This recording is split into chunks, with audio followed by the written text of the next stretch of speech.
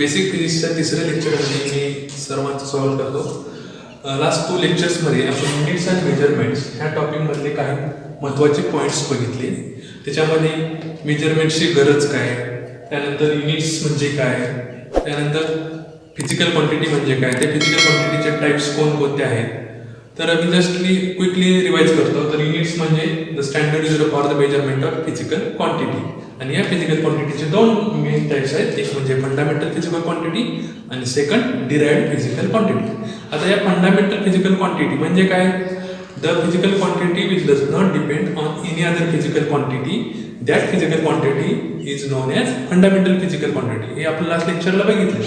तर याच्यामध्ये कोणत्या अशा भौतिक राशी आहेत की जे दुसऱ्यावरती अवलंबून नाही आहेत. तर अशा 7 भौतिक राशी आहेत की ज्या दुसऱ्यांवरती अवलंबून नाही, त्यांचं अस्तित्व स्वतंत्र आहे किंवा ते आर इंडिपेंडंट. त्या कोणकोणत्या आहेत ती इथं लिहिलेली आहे. तुम्ही एक 1 बाय 1 नोट डाऊन करू शकता.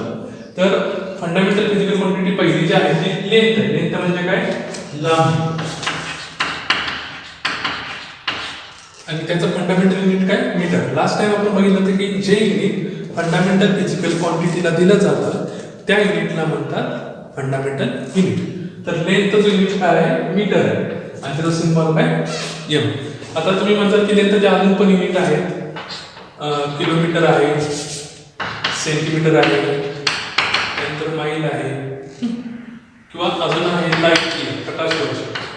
Okay, these are also the units of length.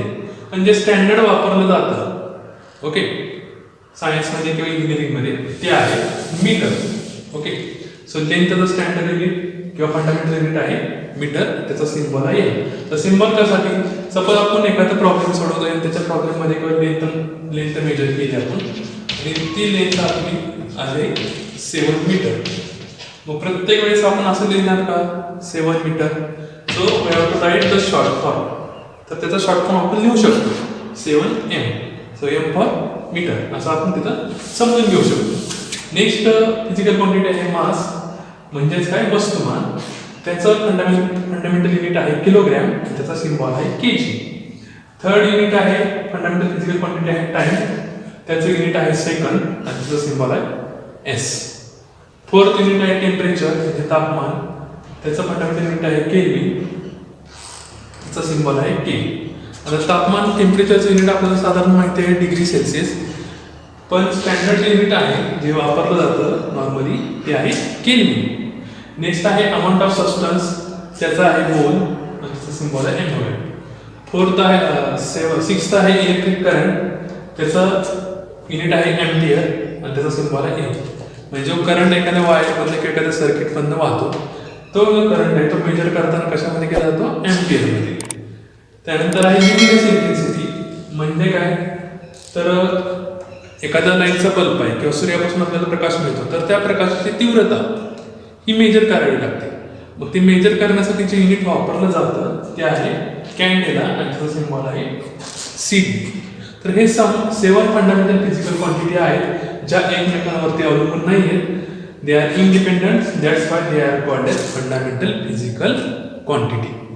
आता ह्यांचे युनिट्स लक्षात कसे ठेवायचे, तर त्यासाठी एक मी ट्रिक सांगणार आहे.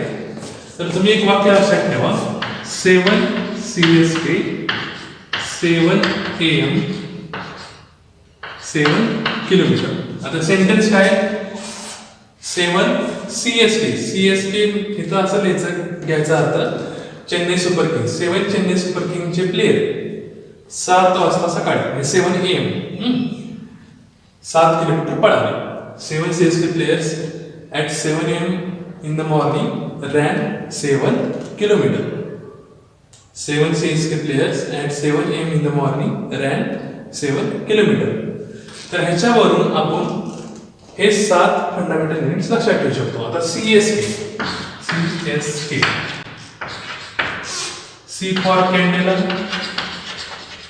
S for second, A for Kelvin, A for ampere,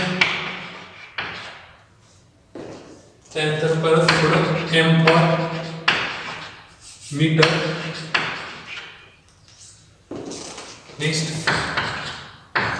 kilogram, K for kilogram आणि M for मोल. CSK AM KM.